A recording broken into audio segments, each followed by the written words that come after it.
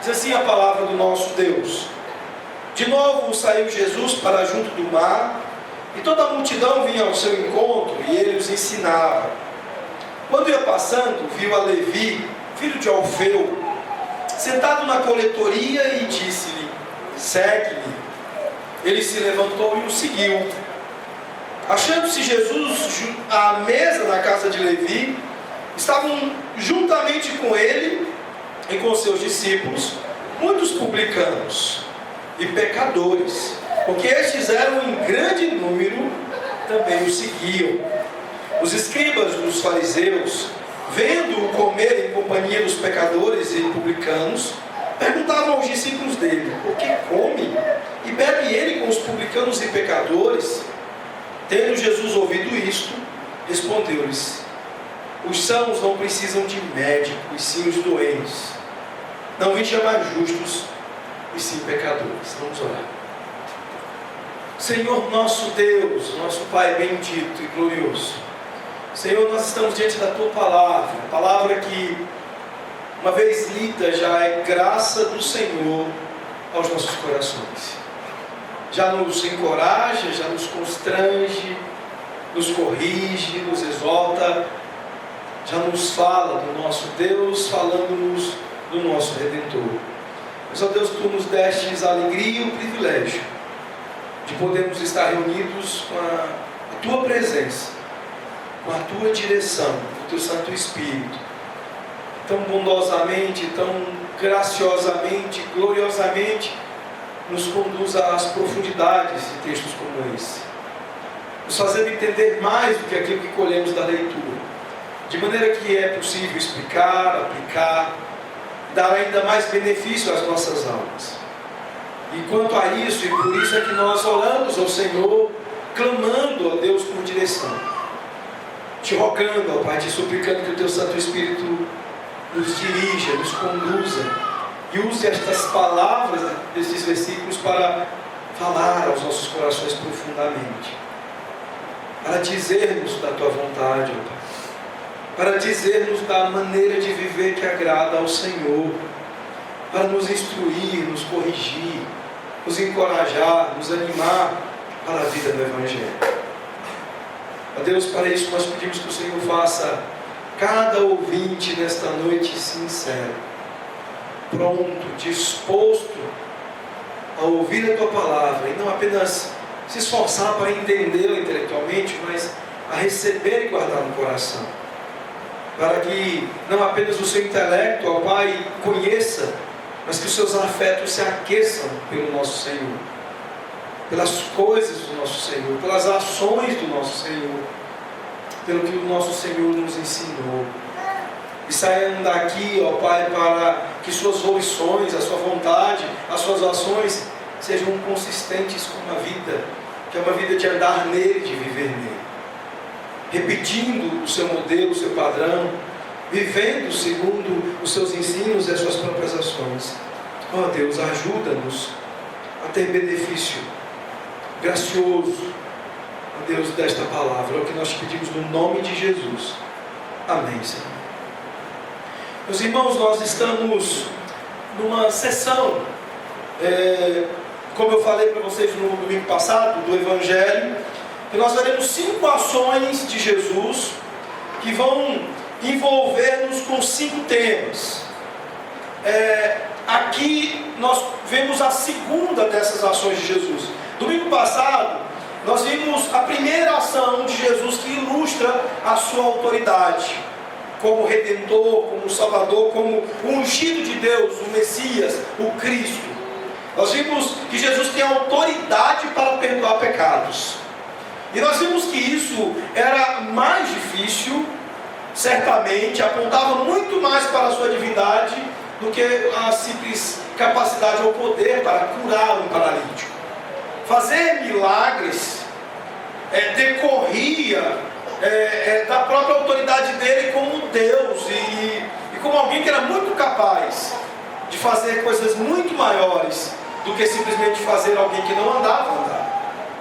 Nós falamos que isso é relevante, é importante nos nossos dias, porque hoje coisas menores são tidas como mais importantes do que essa grande coisa, a coisa maior, que é o fato de Cristo ter encarnado, ter vivido entre nós, ter se feito o nosso Deus, invadido as nossas vidas, invadido os nossos corações, de maneira que nos marcou profundamente, e de modo que jamais poderemos ser marcados de uma maneira que seja mais gloriosa, mais impactante do que esta invasão que Ele procedeu nas nossas vidas. Eu falei, dei exemplos do que o neopentecostalismo tem feito, de que tem feito de Jesus um meio para coisas, e não como o bem maior, o tesouro maior. Uma pregação extremamente pragmática, utilitarista, que tem feito as pessoas correrem atrás de Jesus, não por Ele mesmo, não porque Ele é, não porque Ele é o magnífico, o maior dentre todos no universo, não porque Ele seja o mais belo, o mais perfeito, o mais glorioso, o mais repleto de majestade, mas porque Ele teria poder para lhes conceder outras coisas, que na verdade seriam a verdadeira motivação dessas pessoas. Jesus, Ele continua aqui expondo essa sua autoridade, expondo mais uma vez uma das coisas que irá ilustrar não apenas a sua autoridade, mas ilustrar o fato de que o seu ser, a sua pessoa é especialíssima. Agora nós veremos que Jesus tem autoridade para se associar com pecadores. E isso é muito relevante, porque Jesus não apenas perdoa, mas Ele se achega a pecadores.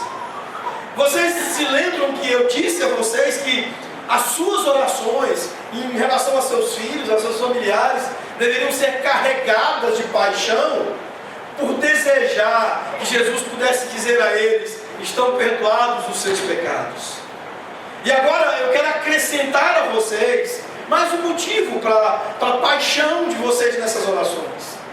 Desejem, orem para que o Senhor dê a seus filhos, dê a seus queridos amigos, familiares, dê a você não apenas a palavra: estão perdoados os teus pecados, mas achegue-se a mim. Eu estou dando a vocês a minha companhia, a minha associação. Vocês podem sentar comigo à mesa. Vocês podem agora estar junto de mim. Esta é a segunda ação de Jesus aqui, que não apenas evidencia a sua autoridade, mas que vão desencadear outros temas. Daqui a pouco eu falo um pouquinho sobre esses temas. Mas eu gostaria de falar sobre companhia, associação. Eu gostaria nesta noite de falar sobre as companhias de Jesus, sobre aqueles com quem Jesus anda, sobre aqueles que se tornam os amigos de Jesus, sobre os que se sentam com Ele, bebem com Ele, comem com Ele, se alegram com Ele. E eu gostaria de começar fazendo uma pergunta para vocês: com quais pessoas, tipos de pessoas, você tem se juntado, buscado contato para falar do Evangelho? Você tem sido uma pessoa como Jesus, que busca aqueles que são de um tipo que normalmente a sociedade não aprova, não aceita, não tem boa conta? Você tem sido como Jesus, extremamente inclusivo na hora de estabelecer as suas relações? Ou você é do tipo de pessoa extremamente seletiva? Aquele ali não. A mensagem de hoje é um pouquinho sobre isso. É muito mais sobre Jesus, mas é também sobre nós, como discípulos dele, como aqueles que têm a vida, as ações modeladas por ele, que devem ter nele o exemplo para todas as coisas. Certamente você passa tempo com muitas pessoas. Você passa tempo com pessoas que conhecem a Cristo e passa tempo com pessoas que não conhecem a Cristo. No trabalho de vocês há pessoas que não conhecem Jesus. Aqueles que estão na faculdade, há um número bom de colegas de vocês de faculdade que não conhecem Jesus, cujas vidas podem ser ofensivas para você, cuja reputação não está entre aquelas boas pessoas como nós. Não é assim que nós costumamos pensar? Seria até mesmo um embaraço e um escândalo estar com essas pessoas. Não há pessoas assim com as quais Ou você está tendo algum tipo de relação, mas não tem sido uma relação plena de Cristo, do Evangelho. Ou você poderia estar tendo relação com essas pessoas, mas não tem, porque as julga inferiores a nós que somos considerados boas pessoas. Eu pergunto para vocês: vocês amam os pecadores? Vocês consideram o cuidado com os pecadores como parte da vida de vocês? Se chegar aos pecadores e servir aos pecadores? Eu temos sido amigos de pessoas pecadoras que não conhecem a Cristo, que não estão envolvidas com Jesus. Nós somos como Ele, como Jesus, no nosso tratamento com as pessoas. Nesse texto nós encontramos o que muitos estudiosos chamam de um escândalo da graça. Esse texto ele trouxe uma grande convicção para o meu coração há muitos anos atrás. Eu tinha entre 16 e 17 anos. E todos os dias no caminho para a igreja, que eu fazia a pé, eu passava numa praça. E nessa praça nós tínhamos um empreendimento chamado Carlos Cabeleireiro. E ao passar por essa praça, todas as vezes, o Carlos Cabeleireiro ou alguns dos seus funcionários me cantavam. E eu ficava transtornado. Por várias vezes eu os ameacei. Eu dizia: uma hora eu quebro a tua cara. E seguia para o culto. Porque lá haviam pessoas tão boas quanto eu. E assim foram por muitos e muitos meses. Até que, numa certa ocasião, chegando num acampamento de jovens, eu olhei para o ônibus, porque eu estava já no acampamento desde a noite anterior como equipante, como um dos líderes da mocidade na época, e desce do ônibus o Carlos. E com lágrimas nos olhos, ele veio até mim. E antes que eu pudesse correr, fugindo daquela pessoa que não era tão boa quanto eu, ele exclamou: me perdoe. Me perdoe por todas as vezes que eu te ofendi, cantando, fazendo gracejos, sendo desrespeitoso com você. Eu rapidamente o perdoei, entre aspas, e corri.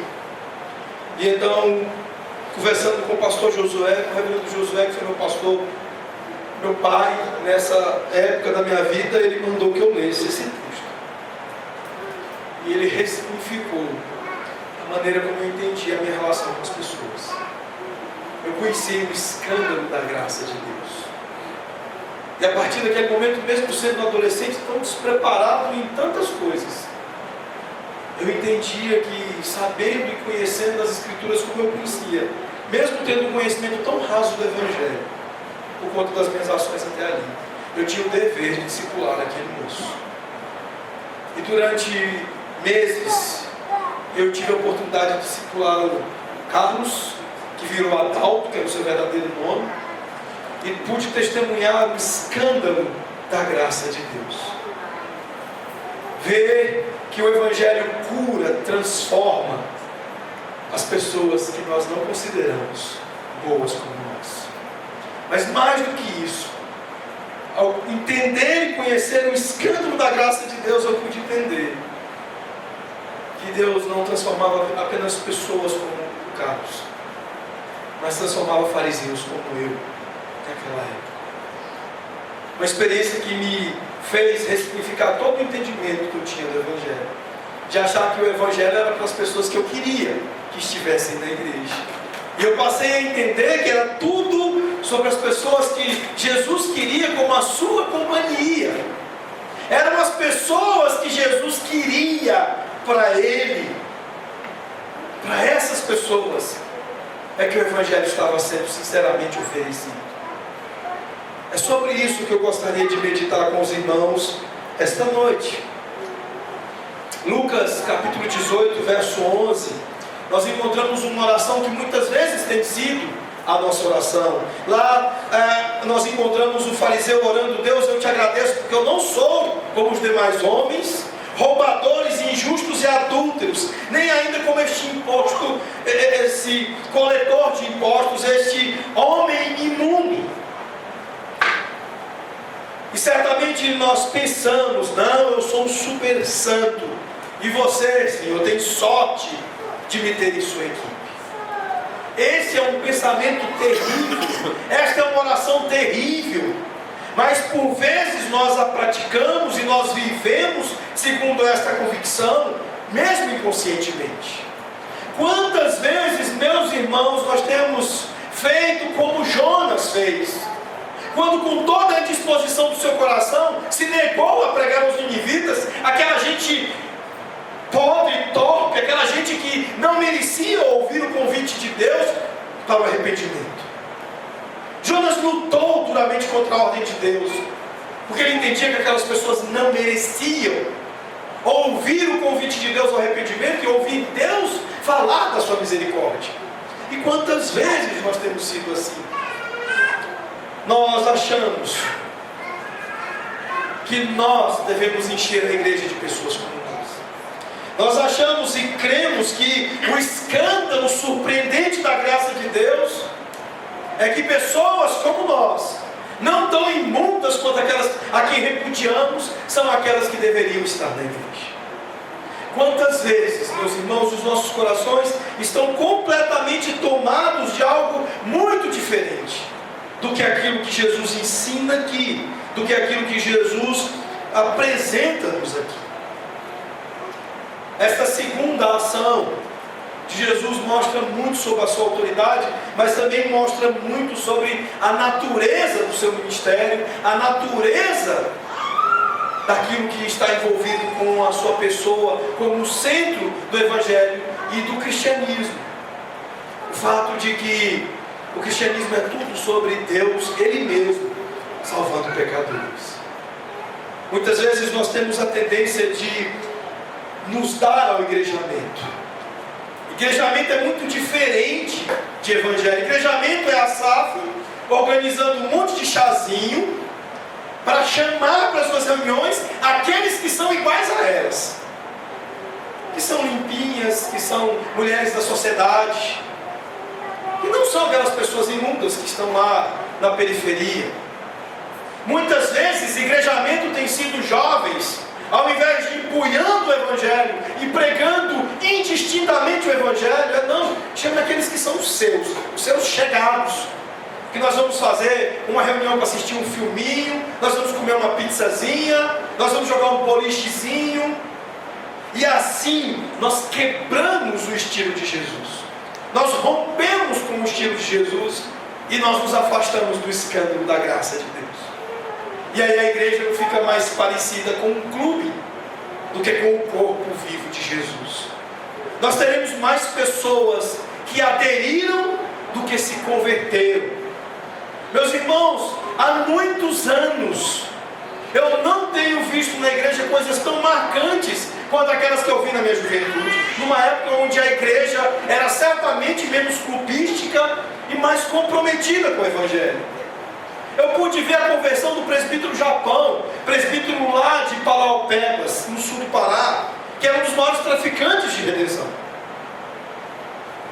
Foi para um congresso, para um retiro espiritual de jovens, onde nós estávamos mais comprometidos com oração, com palavra, com Bíblia, do que com brincadeiras, gincanas, coisas desse tipo.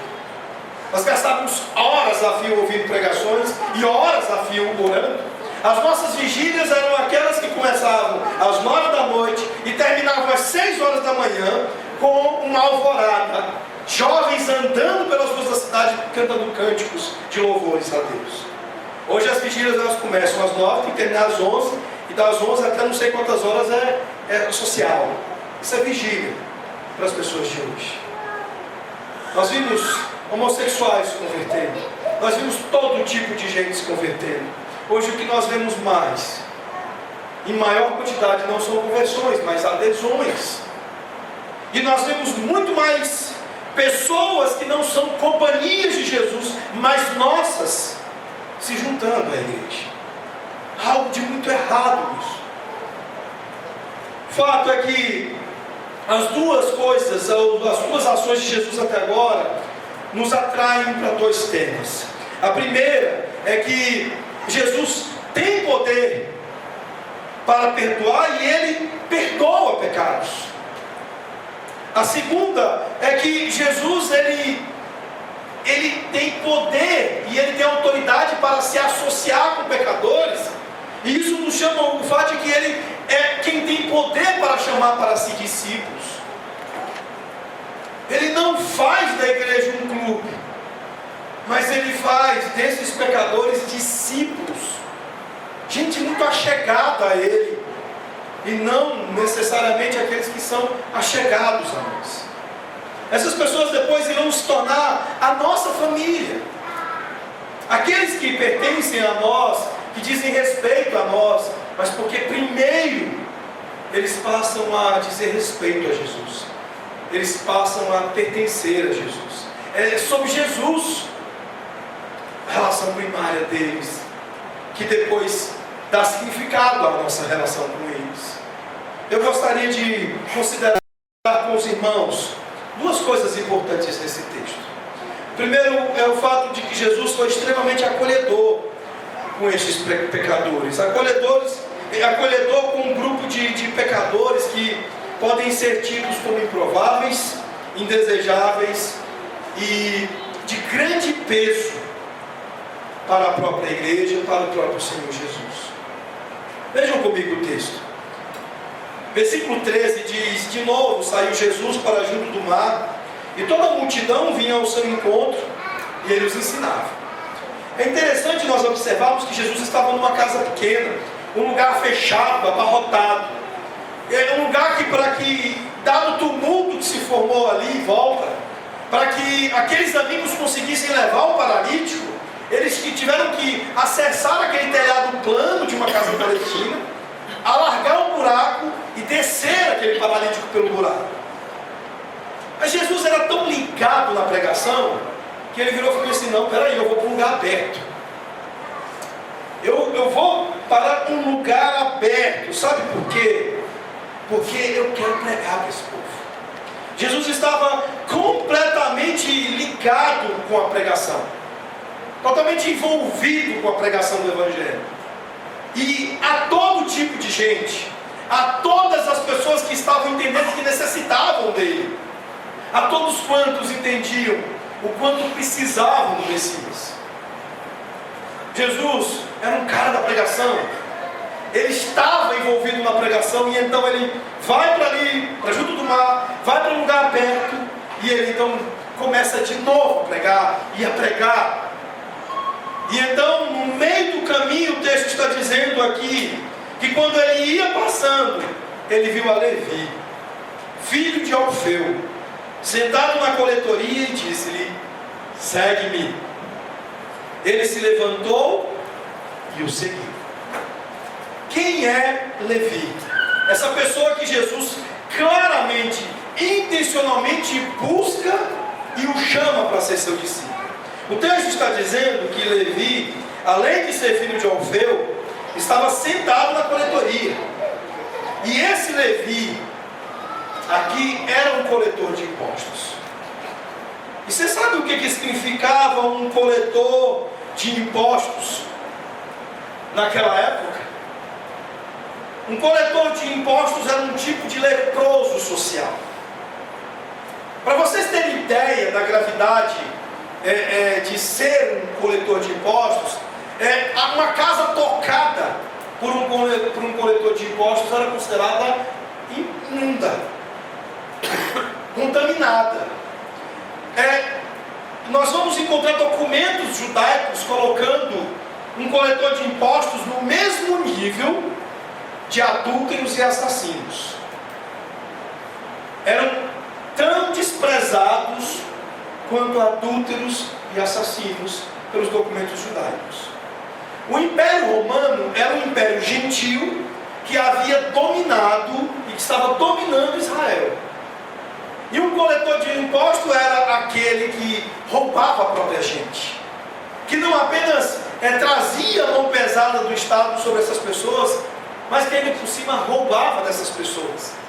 Acumulava um grande número de propriedades, roubando outras pessoas. Ser um coletor de impostos era algo terrível. Certamente nós encontramos aqui um discípulo extremamente improvável de Jesus. Jesus chama um homem completamente indesejado. Um homem que certamente Jesus tinha conhecimento de que seria um peso para ele diante do julgamento das pessoas, diante da observação das pessoas.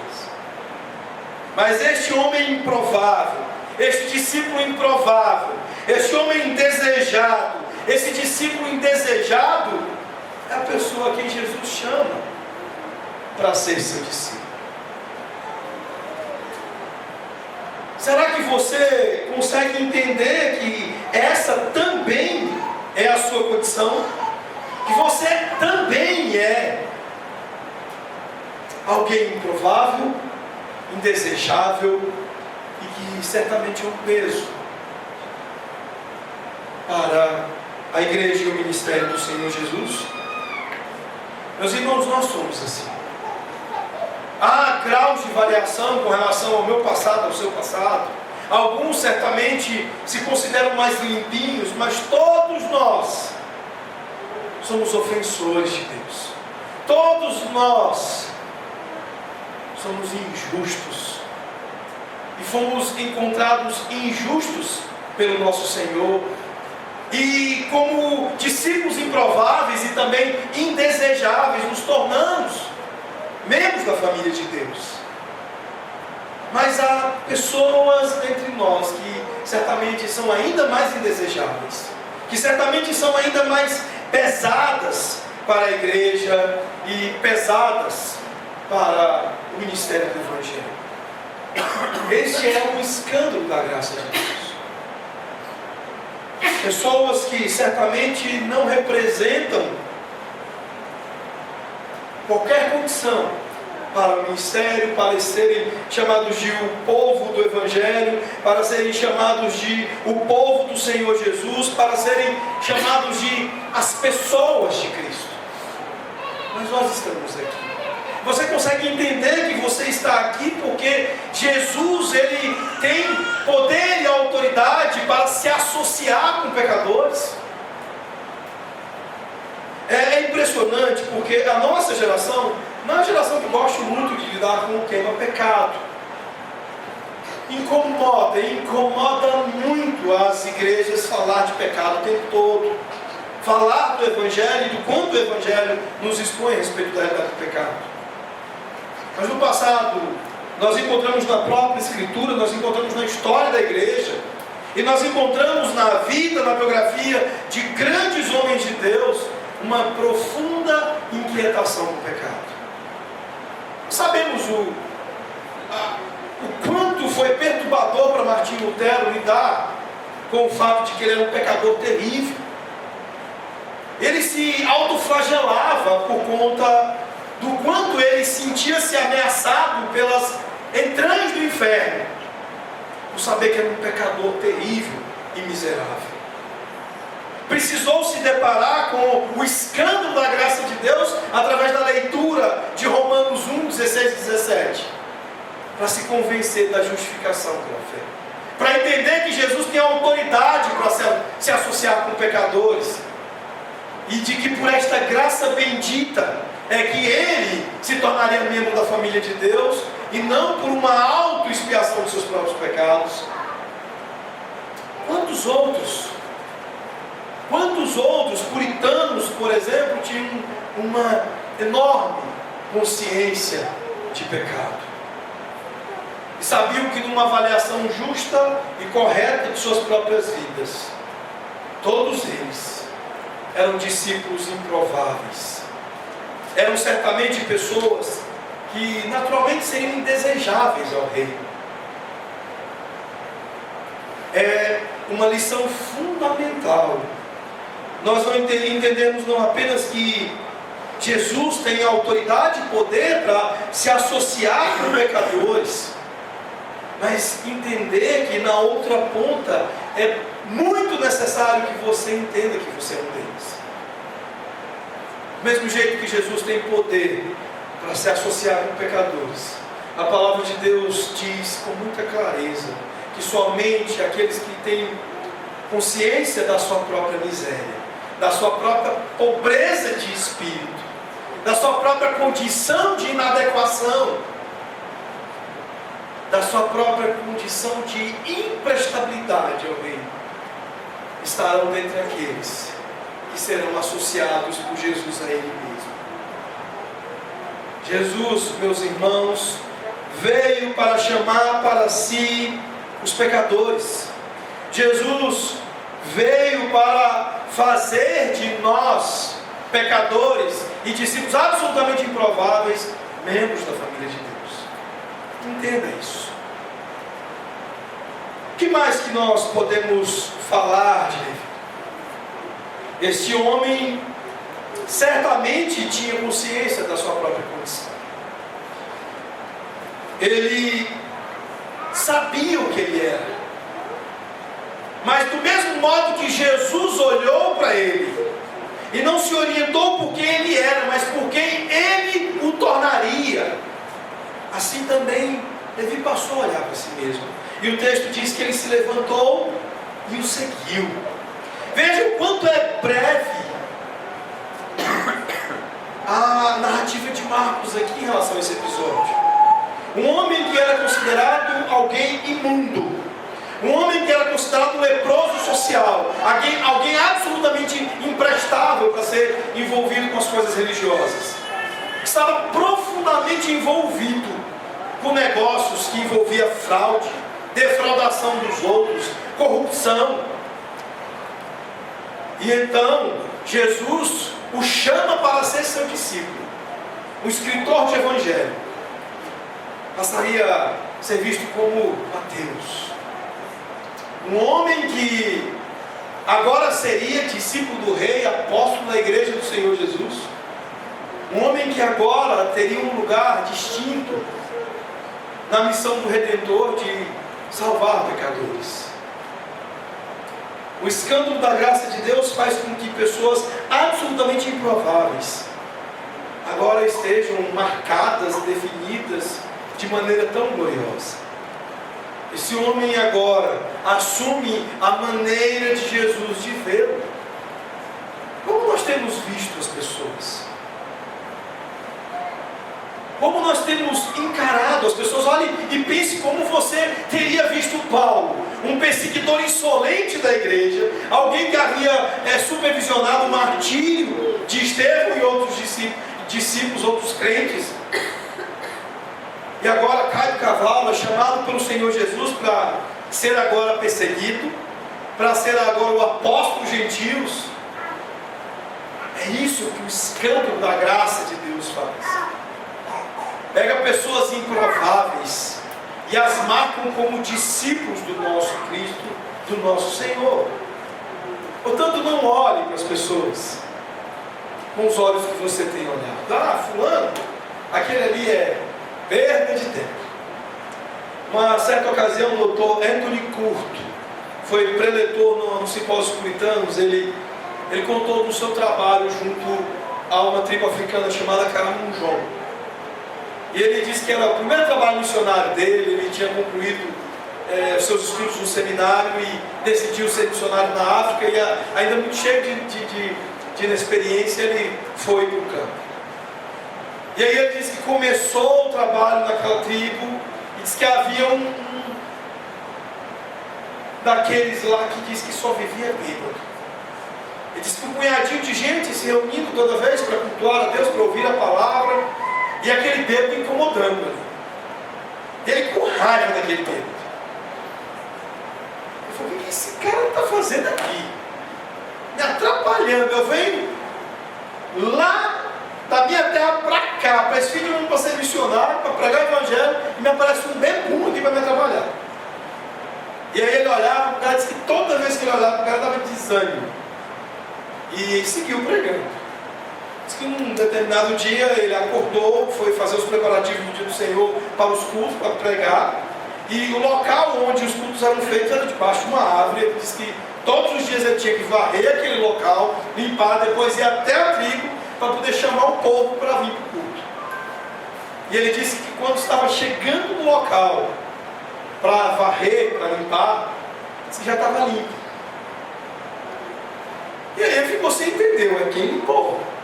Ninguém da tribo que vem aos cultos nunca faz isso.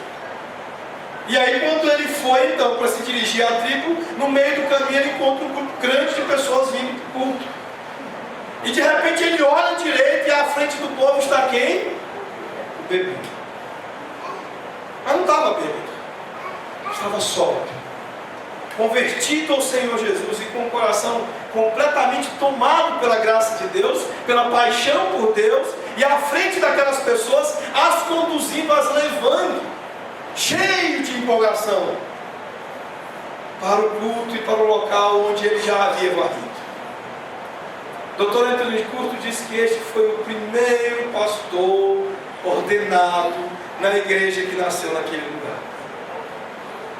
Um discípulo improvável, um pastor improvável, uma figura indesejada, um peso, um fardo, mas uma companhia de Jesus, uma pessoa a quem Jesus quis se associar, dizendo: esse é meu. Mas o texto continua e ele diz: achando-se Jesus à mesa na casa de Levi, estavam juntamente com ele e com seus discípulos muitos publicanos e pecadores, porque estes eram em grande número e também o seguiam. Como eu disse para vocês, Jesus não apenas perdoa pecadores e não apenas chama pecadores para envolverem-se com ele no Evangelho. Jesus os chama para a mesa. Quando nós olhamos para esse versículo, algumas coisas aqui são claras. Eles estavam na casa de Levi. O contexto é evidentemente de festa. Por quê? Porque um evento como esse merece festa. Chama a festa. Se eu fosse um missionário, se eu tivesse totalmente incomodado, até raiva, tivesse até raiva do Bebum, e o Bebum tivesse feito tudo aquilo, tivesse se convertido, meus irmãos, o churrasco ia ser grande, a festa ia ser grande. Precisava nem ser na casa dele, eu mesmo compraria a carne, eu mesmo compraria as bebidas, eu mesmo botaria o fogo, eu mesmo assaria a carne, e a festa ia ser grande. Porque eventos como esses requerem festa. É isso que Jesus está fazendo aqui, está festejando o fato de que agora a vida de Levi havia mudado radicalmente, profundamente. De um improvável discípulo, um homem imundo, agora um discípulo de Jesus, um seguidor do rei. E então eles vão para a casa de Levi, e Levi, como era um homem que havia ganhado muito dinheiro, aprontando com os outros, certamente a casa não deveria ser pequena. Eu fico imaginando a casa de Levi, imagino uma casa de cômodos grandes, aquelas mesonas compridas, igual casa de fazendeiro goiano. Tem aqueles bancos de madeira, assim, tipo igual lá em Umas. Deve ter muita casa assim grandona, aquelas mesonas de madeira compridas, aqueles bancos, todos assentados e muita comida. E então Jesus está festejando. Mas há uma outra coisa interessante nesse texto, porque achando-se à mesa na casa de Levi, estavam juntamente com ele, com seus discípulos, muitos publicanos e pecadores. Meus irmãos, o que é interessante aqui é que aqui o anfitrião é Jesus. Não obstante o evento ser na casa de Levi, Jesus é quem está fazendo as honras aqui. Jesus é quem lidera o evento, é quem comanda o negócio aqui. Há uma festa, há um grande momento de comunhão aqui, e Jesus está à frente de tudo isso.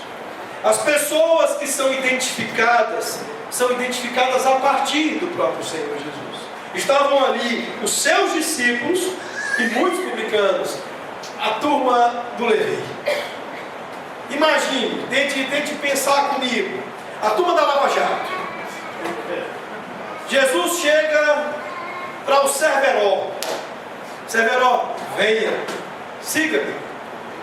E aí o Severo chama a turma toda, chama o pessoal todo que está sendo investigado pelo Sérgio Moro, e todos felizes porque agora Jesus está propondo a eles algo que os muda radicalmente. É mais ou menos esse o quadro aqui. Você consegue imaginar? Vocês que estão com tanta raiva do pessoal da Lava Jato, vocês conseguem imaginar que Jesus está dando uma festa? Quem está lá? Está lá o Severo e a turma da Lava Jato. É mais ou menos esse o quadro.